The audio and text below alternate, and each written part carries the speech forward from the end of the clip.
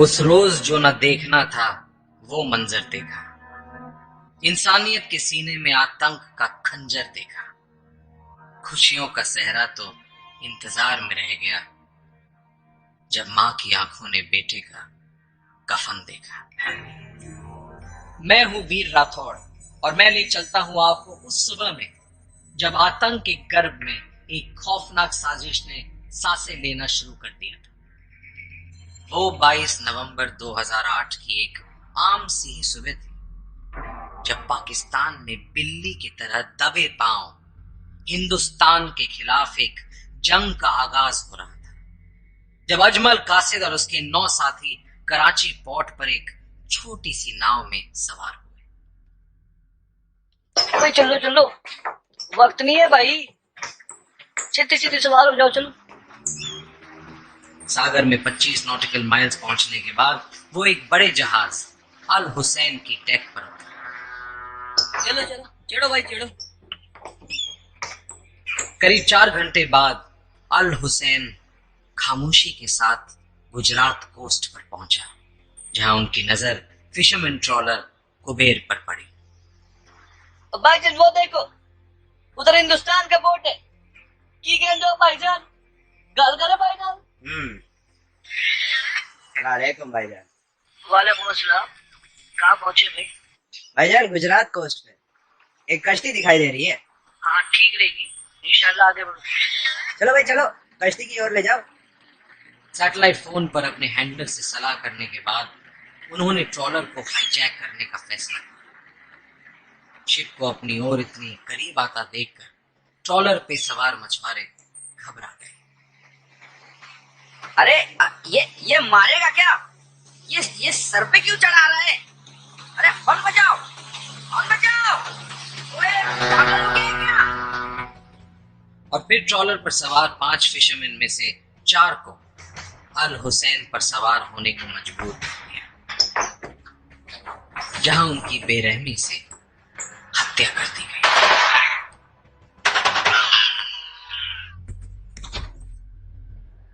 उन्होंने केवल कुबेर के नेविगेटर कुंवर सिंह को जिंदा रखा, जो अपनी आंखों के सामने इस तरह अपने साथियों को मारे जाते देखकर पत्ते की तरह कांप रहा था। फिर आतंकवादियों ने तुरंत अपने हथियार और दूसरे सामान कुबेर पर डाले और खुद भी सवार हो गए। चलो जल्दी सामान उतारो और सवार हो जाओ। कौन हो तुम लोग? कौन हो तुम लोग? मुंबई जिंदा पहुंच गया है ना तो शुक्र मनाना। चलना आगे बढ़ा, चल। अरे डर मत, अभी नहीं मारेंगे तुझे। बोट चला चुपचाप। हिंदुस्तान के वेस्ट कोस्ट की 4 दिन की यात्रा के बाद कुबेर मुंबई के पास पहुंच चुका था। इसके बाद आतंकियों के लिए कुंवर सिंह किसी काम का नहीं था। चल दोस्त, अब तेरा भी काम खत्म। मुझे क्यों मारा? मैंने क्या किया?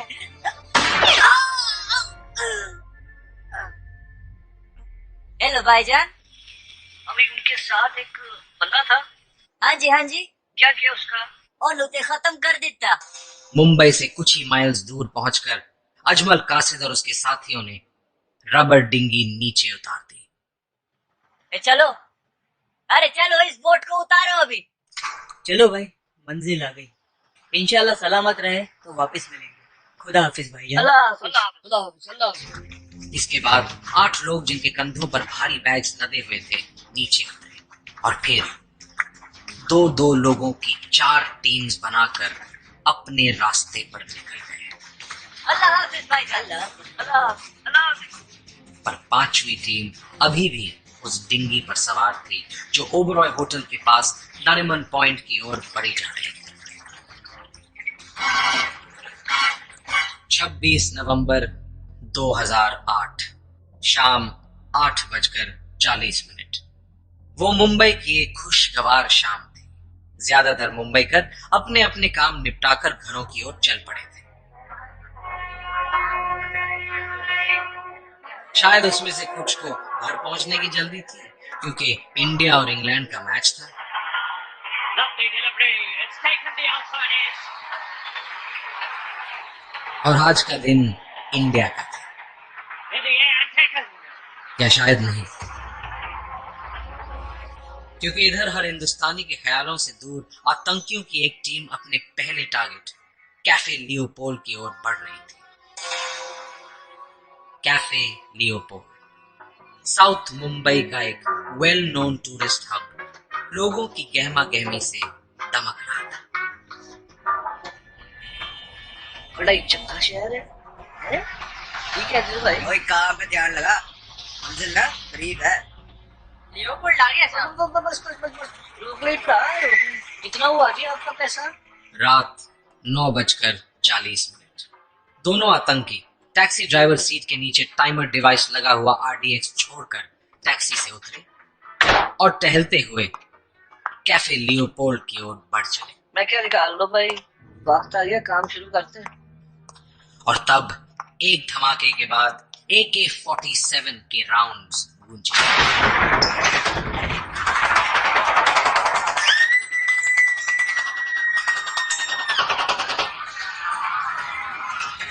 ये फायर करने वाले आतंकी थे आफ्ताब और खालिद।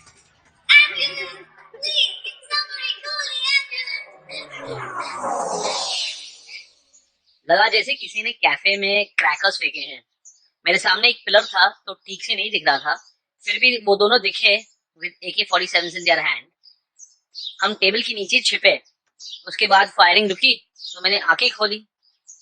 उनमें से एक ठीक सामने था, barely 5 feet away, और उसने फिर फायर शुरू की। एक बुलेट मेरे राइट लेग पे लगी। फायरिंग के बाद जब वो गए, I opened my eyes, मेरे चारों ओर खून ही खून था। उस रात लियोपोल्ड कैफे में 11 लोग मारे गए, दूसरे 28 घायल हुए, जिनमें 9 सीरियसली इंजर्ड फॉरेनर्स थे। और वो टैक्सी जिसमें आतंकी बॉम्ब छोड़कर गए थे, एक जोर के धमाके से उड़ गई।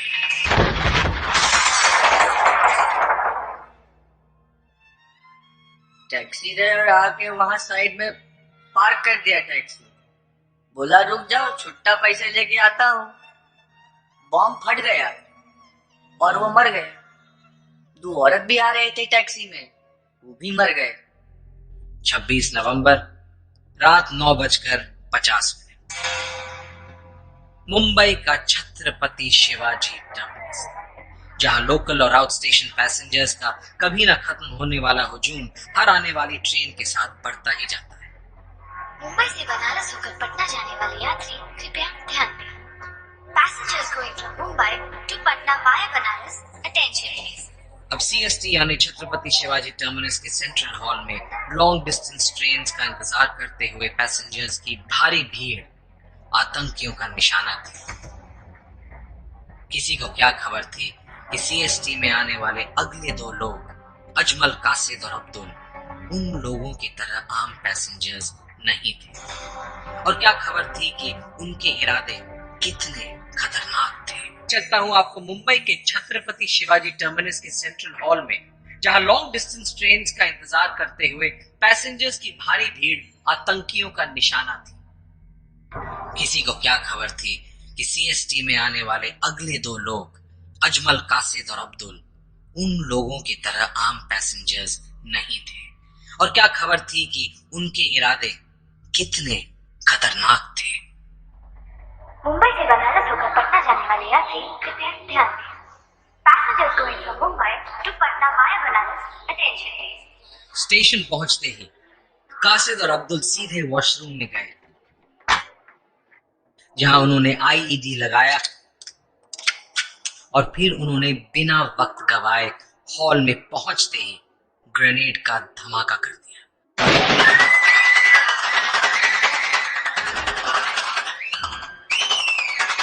कासिद और अब्दुल ने मेन हॉल की भीड़ पर अंधाधुंध फायरिंग शुरू कर दी। मासूम आदमी, औरतें और बच्चे गोलियों की आंधी में उड़ उड़ कर गिर रहे थे। हम लोग ना VT स्टेशन पे थे और रात के 11:30 हो रहा था और ट्रेन बस आने वाली थी। तभी ना गोलियां गोलियां चालू हो गई और मैंने बहुत सारे लोगों को गिरते हुए देखा। पर दहशत के इस तांडव के बीच भी जाबाज इंस्पेक्टर सुशांत भिंडे ने पूरी हिम्मत के साथ उनका मुकाबला किया।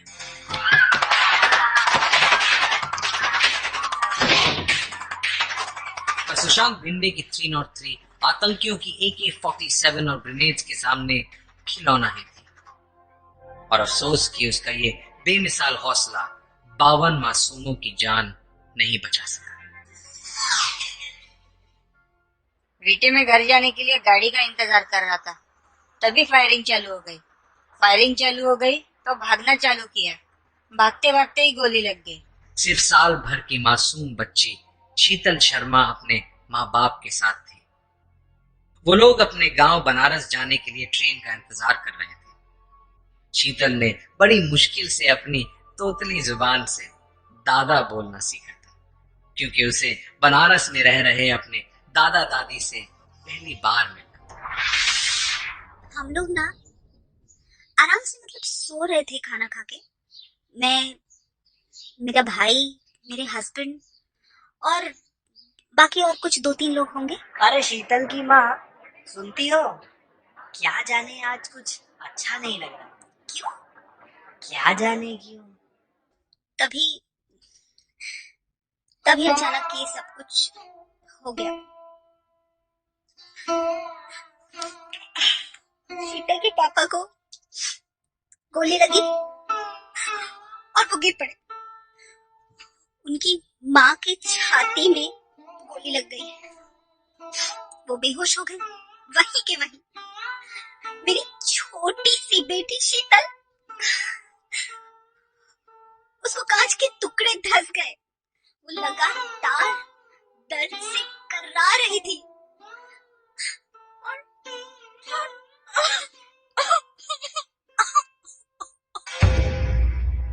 रात 10:35।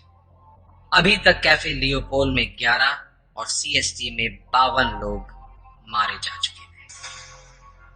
टैक्सी में कासिद और अब्दुल का रखा बॉम्ब 2 और लोगों की जान ले चुका था।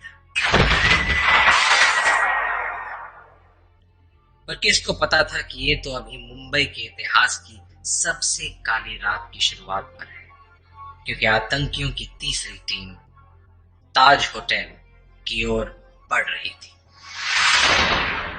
रात 10:45। अब तक कासिद और अब्दुल CST से निकलकर कामा हॉस्पिटल पहुंच चुके थे। पुलिस के वायरलेस सेट्स चीखने लगे। सभी अधिकारी अलर्ट रहे। कैफे लियोपोल्ड और CST स्टेशन पर अटैक हुआ है। आई रिपीट, सभी अधिकारी अलर्ट रहे। खबर सुनकर anti terror squad chief Hemant Kulkarni, additional commissioner of police Ashok Kambli और इनकाउंटर स्पेशलिस्ट विजय सावरकर भी CST पर पहुंच गए।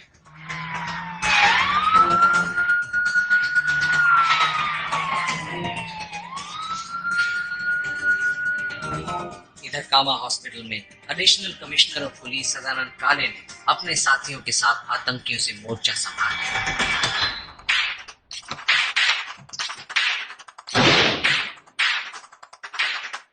जिसके चलते कासिद और अब्दुल को कामा हॉस्पिटल छोड़ना पड़ा। चल। इधर तीनों टॉप कॉप्स कामा हॉस्पिटल में फायरिंग की खबर पाकर कोलिस में 4 कांस्टेबल्स को साथ लेकर उस ओर बढ़े। सर, फायर उधर से आ रहा है। Move, fast. कांस्टेबल तरुण जाधव भी उन कांस्टेबल्स में से एक थे। तभी वो लोग हैंड ग्रेनेड फेंका और हमने ब्लास्ट का आवाज सुना। तब कामली सर ने कामा हॉस्पिटल के टेरेस पर एक ब्रश फायर किया। बदरुद्दीन तैयब जी रोड पर उन्होंने एक गवर्नमेंट व्हीकल के ड्राइवर को शूट करते हुए देखा, तो कुलकर्णी, कामले और सावरकर की गाड़ी उसी ओर तेजी से बढ़ी। तभी पेड़ों के पीछे छिपे अब्दुल ने उन पर फायरिंग शुरू कर दी और पलक झपकते ही 6 कॉप्स अब्दुल का निशाना बन गए।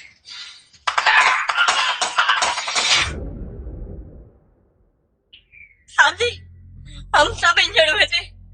मैं सोचा कि बाकी सभी मेरे माफिक मरने का नाटक कर रहे हैं, पर वो सब था।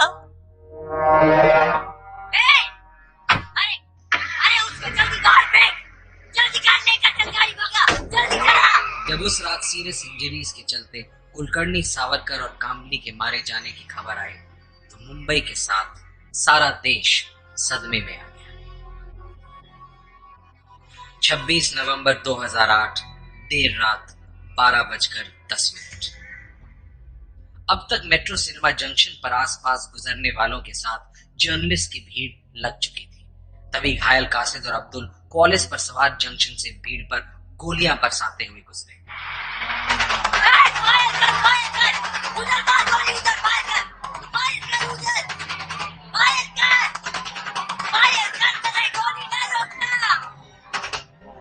कासिद और अब्दुल कॉलेज पर से अंधाधुंध फायरिंग करते जा रहे थे कि तभी उनकी गाड़ी पंचर हो गई और उनको कॉलेज छोड़ने पर मजबूर होना पड़ा। अभी उन्होंने कुछ सोचना शुरू ही किया था कि तभी उन्हें सामने से एक स्कोडा आती दिखाई दी।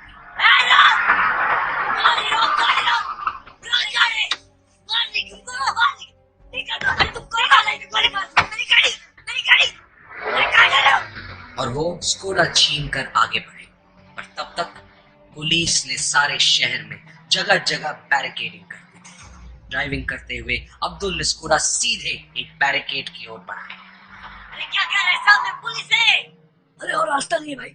सामने से एक स्कोडा गाड़ी आ रही थी, हम लोग जोर से चिल्ला रहे थे, स्टॉप स्टॉप। तो वो राइट टर्न लेने की कोशिश किया और डिवाइडर पे आके टकरा गया। उनको पकड़ने को दौड़े तो उसने रोड पे लेटकर फायर खोल दी। फायर एएसआई तुकाराम तांबे को लगी और एक गोली मेरे को छूकर निकली। तांबे साहब टेररिस्ट की ओर भागे, पर उसकी ओर इतनी जोर से भागे कि फायरिंग और तांबे साहब की गिरने का एक ही टाइमिंग हो गया। उधर फायर और इधर तांबे साहब सीधे उसके ऊपर। फिर तो सब लोगों ने उसको दबोच लिया। और आखिरकार 4 घंटे के मौत के तांडव के बाद अब्दुल की बॉडी और घायल अजमल कासिद पुलिस की गिरफ्त में थे। और ये केवल तुकाराम तांबे के हौसले ने ही पॉसिबल किया था, जिसने मरते मरते भी कासिद को नहीं छोड़ा। पर इधर मुंबई पुलिस कासिद को हॉस्पिटल ले जा रही थी और उधर 4 दूसरे टेररिस्ट ग्रुप्स बेखौफ अपने निशाने की ओर बढ़ रहे थे। इन आतंकियों का अगला निशाना उनके लिए सबसे अहम था, क्योंकि इसकी बर्बादी ही हिंदुस्तान को सबसे ज्यादा चोट पहुंचाने वाली थी। और मैं ले चलता हूं आपको वहां जहां मुंबई पुलिस कासिद को अस्पताल ले जा रही थी और उधर 4 दूसरे टेररिस्ट ग्रुप्स बेखौफ अपने निशाने की ओर बढ़ रहे थे। इन आतंकियों का अगला निशाना उनके लिए सबसे अहम था, क्योंकि इसकी बर्बादी ही हिंदुस्तान को सबसे ज्यादा चोट पहुंचाने वाली थी। कैफे लियोपोल्ड में 11 हत्याएं करने के बाद आफताब और खालिद ताज होटल के दहलीज पर थे। खालिद भाई, यही है ताज होटल? ओए खुदा कसम, जन्नत है भाईजान, जन्नत है। तू अच्छा, नॉर्थ गेट यही है ना? पक्का यही है, आप तो बस दाखिल हो जाओ। 26 नवंबर रात 9:30 बजे इधर तीसरी आतंकी जोड़ी नवाज अरशद और जुनैद ने टैक्सी ली और आम टूरिस्ट की तरह ताज के मेन गेट से अंदर दाखिल हुए। उधर ताज के स्विमिंग पूल पर पहुंचते ही आफताब और खालिद ने अंधाधुंध फायरिंग शुरू कर दी।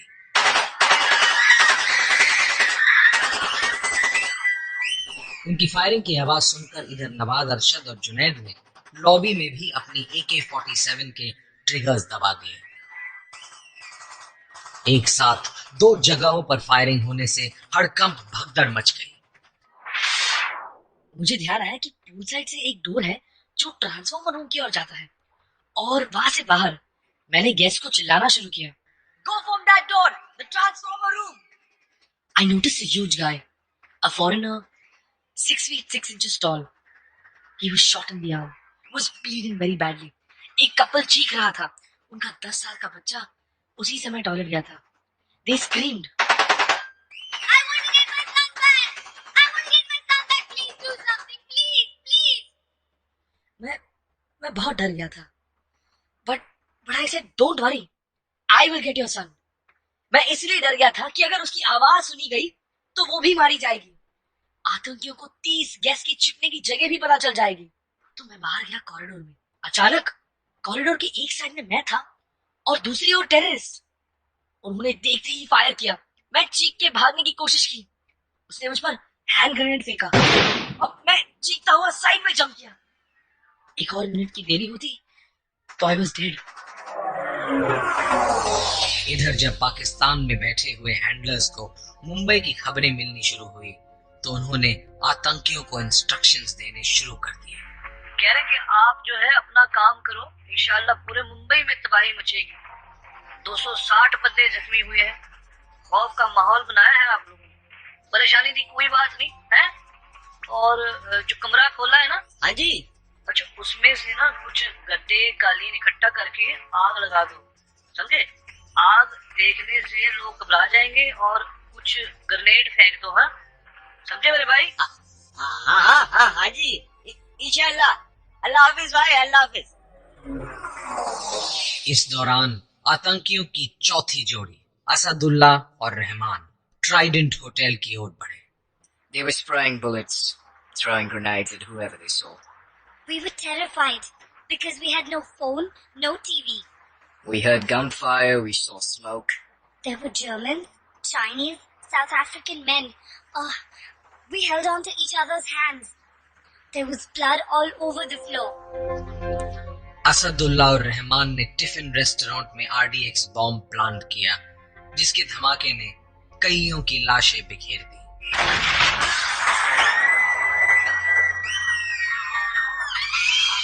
उधर कांदाहार रेस्टोरेंट में भी दहशत का ऐसा ही खेल चल रहा था। मैं उसी वक्त लॉबी में पहुंचा था। फायरिंग सुनकर मैंने चिल्लाना शुरू किया, Guys, run! Please get out of here! Please go! सभी लोगों ने सर्विस डोर की ओर भागना शुरू किया। कुछ लोग किचन की ओर भाग रहे थे, तो कुछ वहीं झुककर अपनी जान बचा रहे थे। कुछ लोग बुलेट्स फायरिंग के बीच गिरते हुए दिख रहे थे। एक आदमी घायल पड़ा था। मैंने बोतल से उसे पानी पिलाया। हाँ भाई सुन रहे हैं आप? हाँ, आप ना चिंता ना करें, चिंता की कोई गाल नहीं है। बस एक बार ध्यान रखना, कोई बचना नहीं चाहिए। मैं अपने हस्बैंड का बर्थडे सेलिब्रेट करने के लिए अपने इन-लॉज और फैमिली के साथ ताज होटल में थी। जब हमला हुआ तो होटल स्टाफ ने हमें सेफ जगह पर पहुंचा दिया।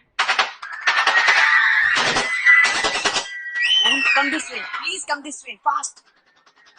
हम सेफली बाहर निकलने ही वाले थे कि they started firing at us.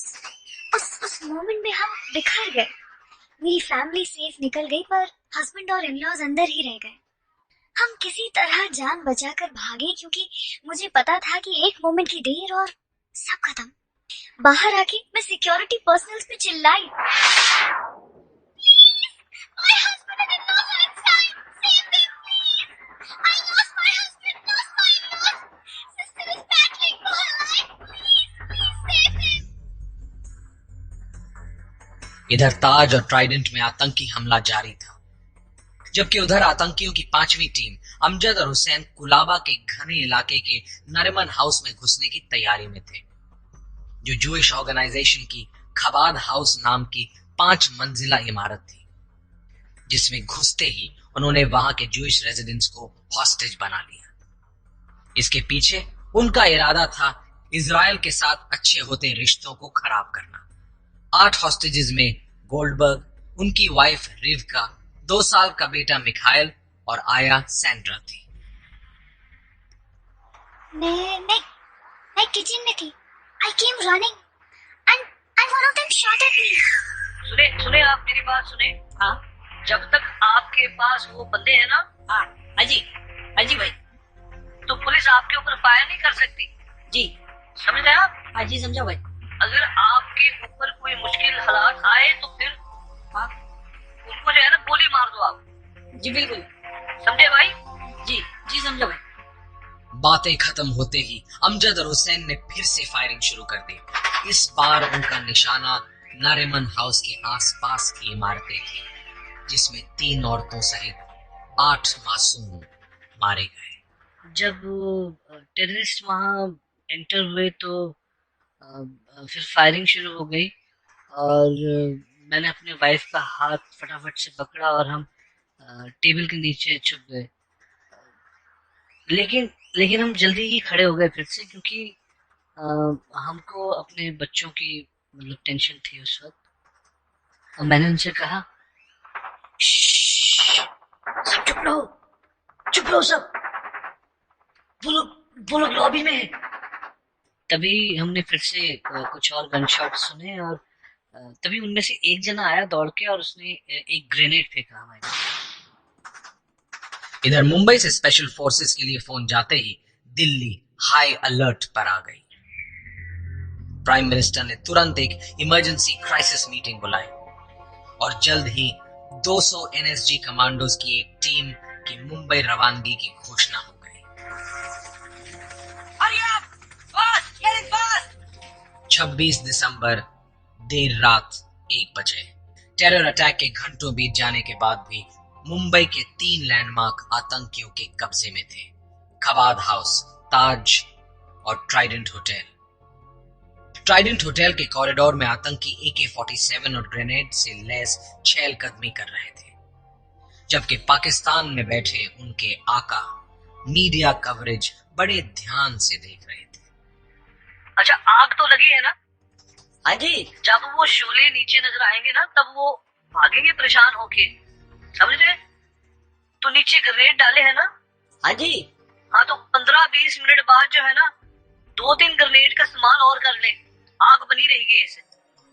26 नवंबर देर रात 2:30 बजे आखिरकार लगभग 2:30 बजे पर Indian navy commando unit Marcos और इंडियन आर्मी की कई दूसरी यूनिट्स मुंबई पहुंच चुकी थी और मार्कोस का ऑपरेशन डार्क टॉर्नेडो शुरू हो गया।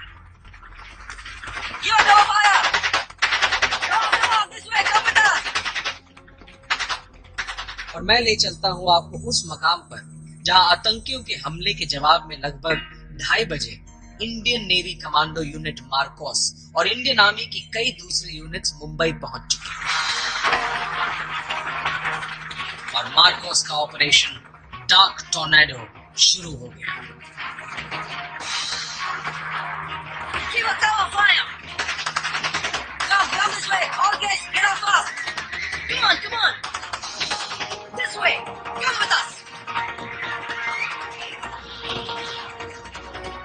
उधर मार्कोस मासूम इंसानों की जान बचाने के लिए अपनी जिंदगी दांव पर लगा रहे थे, तो इधर आतंकी भी लगातार अपनी स्ट्रेटजी बदल रहे थे।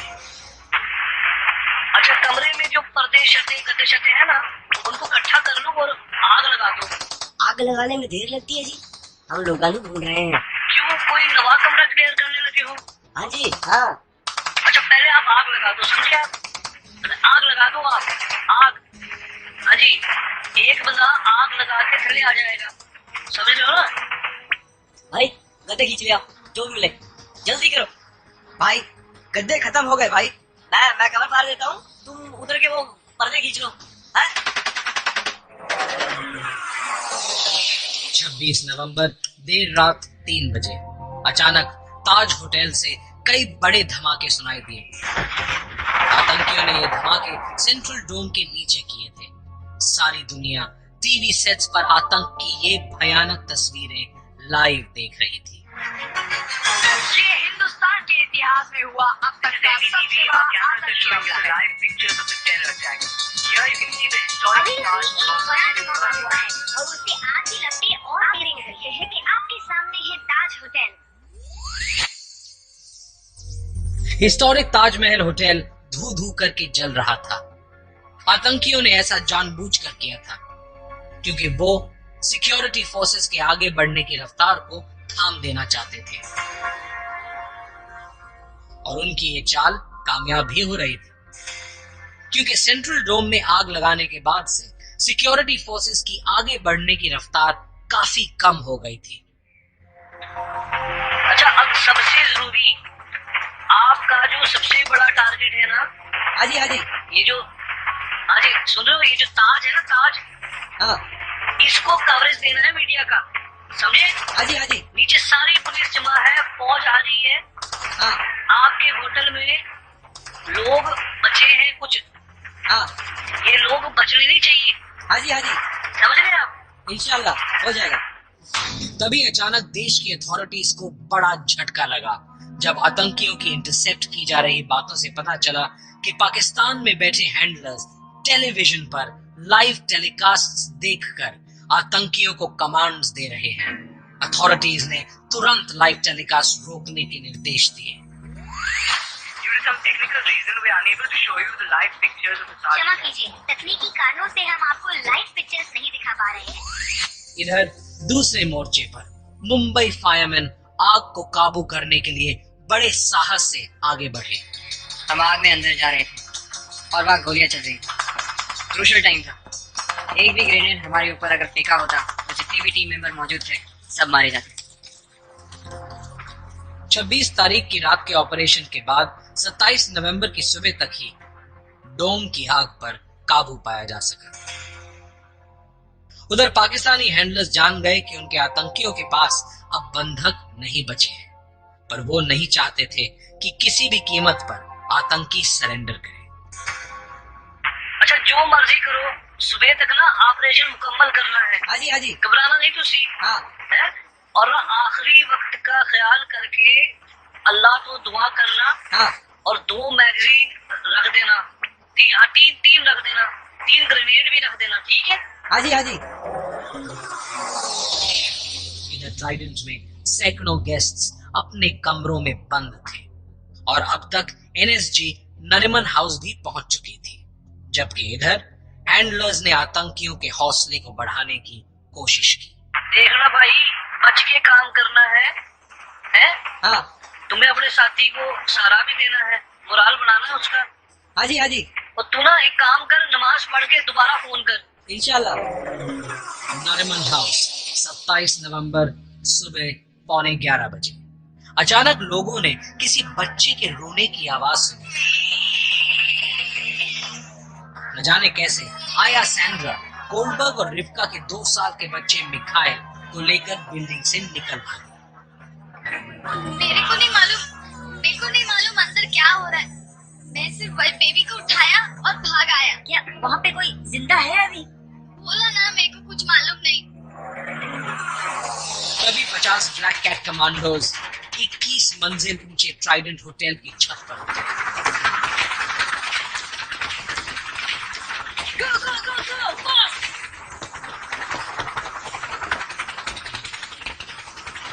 छत पर उन्हें 6 गेस्ट की बेदर्दी से मारी हुई लाशें मिली और फिर एक एक करके एनएसजी कमांडोज ने ट्राइडेंट के एक एक कमरे को अपने घेरे में लेना शुरू कर दिया।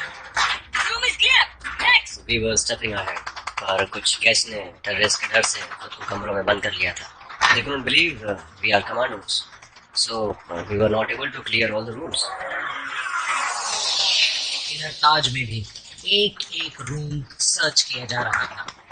यहाँ अभी भी एनएसजी को आतंकियों की सही गिनती का अंदाजा नहीं था और उनको लगातार आ रही फायर और धमाकों के बीच पूरे 365 रूम्स क्लियर करने थे। 27 नवंबर शाम 5:15 बजे ताज में एक बार फिर से आग भड़कती दिखाई दी। फायर फाइटर अपनी ओर से ताज हेरिटेज होटल को बचाने की भरसक कोशिश कर रहे थे। अरे लैंडर उठाओ! अरे जोर से लैंडर उठाओ! और ऊपर! अरे और ऊपर पानी नहीं पहुंच रहा है! अरे वाटर कैनन! 27 नवंबर शाम 7 बजे अब तक ताज के बड़े हिस्से को क्लियर करके करीब 400 गेस्ट को बचा लिया गया था, जिनमें कई घायल थे। Come, this way! All guests, get up fast! इधर सूरज डूबने लगा था, पर तभी ट्राइडेंट होटल से तेज लपटें निकलती हुई दिखाई दी। अचानक 18वीं मंजिल ने आग पकड़ ली थी। अंदाजन ट्राइडेंट होटल में अभी भी 200 लोग फंसे हुए थे। 28 नवंबर की सुबह इधर एनएसजी कमांडोज पूरी ताकत से ताज और ट्राइडेंट में रेस्क्यू ऑपरेशन में लगे हुए थे, पर इस रेस्क्यू ऑपरेशन में मेजर कृष्णन शहीद हो गए। इस जाबाज मेजर के हौसले की मिसाल उनके आखिरी शब्द हैं जो उन्होंने अपने साथी कमांडो से कहे। Okay, commandos, stop. Stop that only. Don't come up. I will handle that. Krishnan अभी आगे बढ़कर आतंकियों से मुकाबला कर ही रहे थे, तभी उन्हें एक गोली लगी।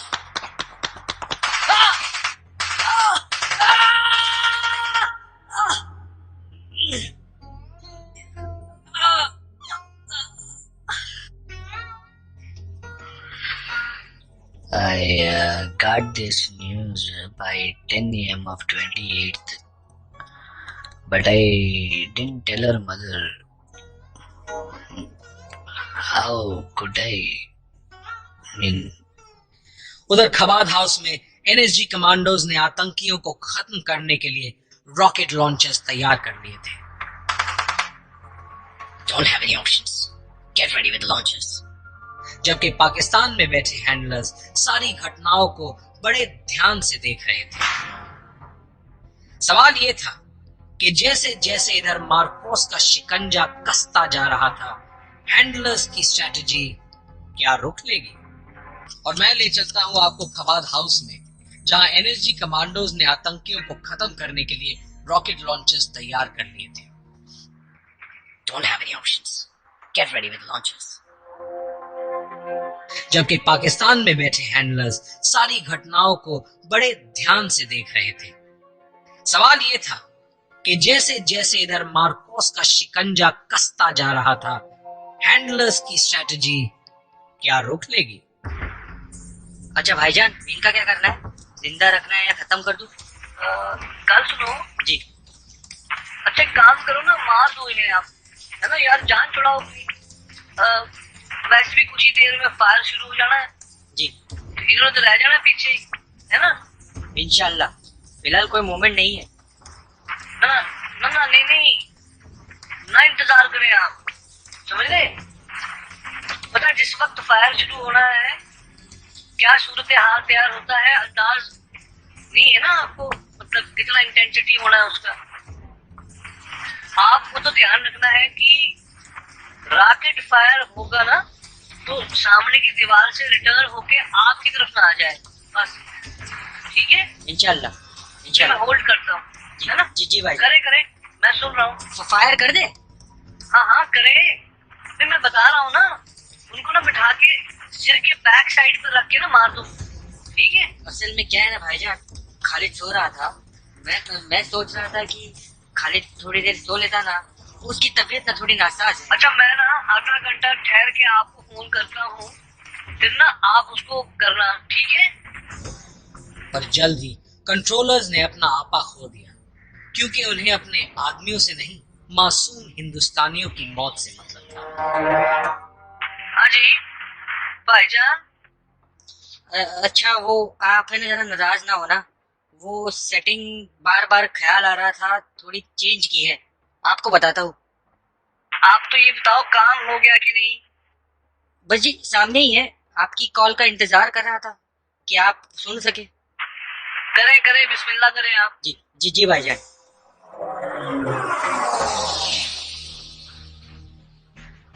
28 नवंबर सुबह 9 बजे। अब तक एनएसजी ने ताज और ट्राइडेंट के कुछ और फ्लोर क्लियर कर लिए थे। कई गेस्ट बाहर लाए गए, जिनमें से कई फॉरेनर्स थे। दोपहर 1:30 बजे तक ट्राइडेंट से 150 से ज्यादा गेस्ट आजाद कर दिए गए थे और आखिरकार एनएसजी ने ट्राइडेंट की 18वीं मंजिल के एक कमरे में दोनों आतंकियों को घेर लिया।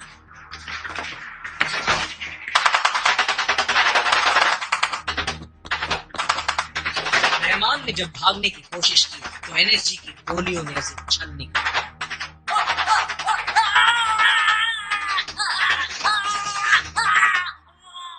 इसके बाद असदुल्ला ने हैंडलर्स को फोन किया। अस्सलाम वालेकुम। वालेकुम अस्सलाम। अल्हम्दुलिल्लाह भाई असद खैरियत है? भाई रहमान अल्लाह को प्यारे हो गए। अच्छा, तेरी कॉल है? हाँ भाई मेरे फोन। अल्लाह उसकी शहादत कबूल फरमाए। भाई कमरे में आग लगी है। मैं इधर हूँ, बात सुन। देखो, गिरफ्तारी की जो है ना शक्ल नहीं पैदा होने देनी है, याद रखें आप।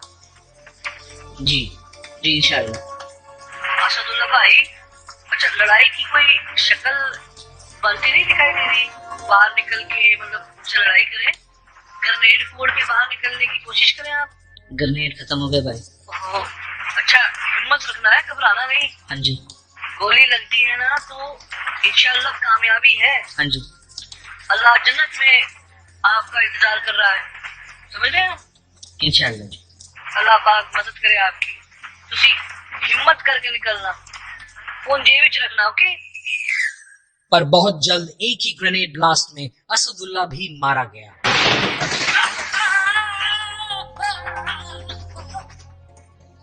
और हैंडलर्स असदुल्ला का नाम पुकारते रहे। असद, अबे असदुल्ला, ओए असदुल्ला, असद। 28 नवंबर शाम 4 बजे। अब तक ताज और नरमन हाउस में लड़ाई जोर पकड़ चुकी थी। केवल 30 मिनट में 9 धमाकों ने ताज को दहला दिया। इधर नरमन हाउस में कुछ और कमांडोज ड्रॉप किए गए।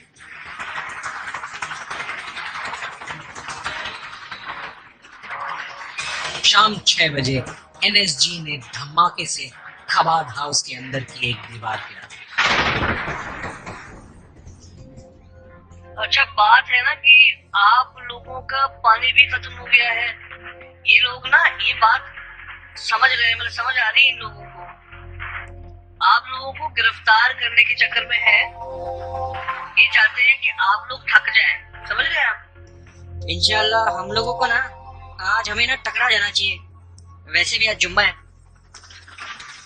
हेली आ गया ऊपर। हाँ भाईजान, हमारे ऊपर हेली आ गया। तो फायर शुरू हो गया।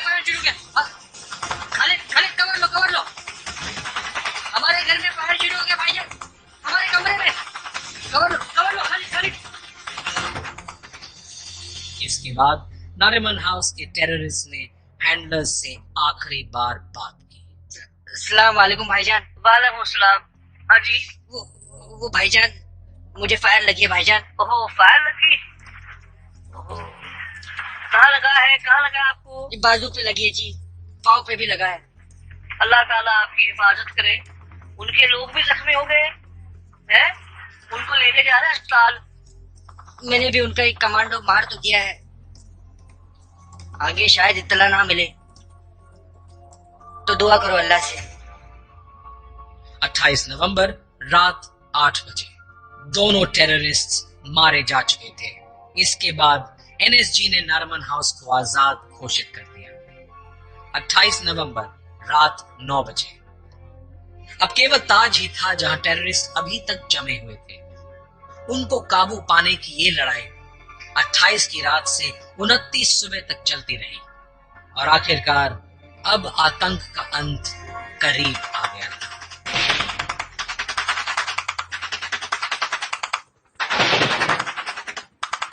उनतीस नवंबर सुबह 8:40 ताज के अंदर के चारों आतंकी मारे जा चुके थे और आखिरकार ताज के आतंक की गिरफ्त से आजाद होने के साथ 60 घंटों का एंटी टेररिस्ट ऑपरेशन खत्म हुआ। और जब कमांडो बाहर आए तो प्रेस के सैकड़ों सवालों के जवाब में उनके कहे शब्द कोई हिंदुस्तानी कभी नहीं भूल सकेगा। आप सुन रहे हैं आनंद BBC। इसे फिनिश स्वदेश की जनता से आप क्या कहना चाहेंगे? Yes, we did our job. और एक लंबे इंतजार के बाद आखिरकार इंसाफ की वो घड़ी आई जब 29 अगस्त 2012 को सुप्रीम कोर्ट ने इस आतंकी हमले के अकेले जिंदा पकड़े हुए आतंकी अजमल कासिद की फांसी पर मोहर लगा दी। Ajmal Qasid's act is very much an act of waging a war against India. We are left with no option but to uphold the death sentence of Ajmal Qasid.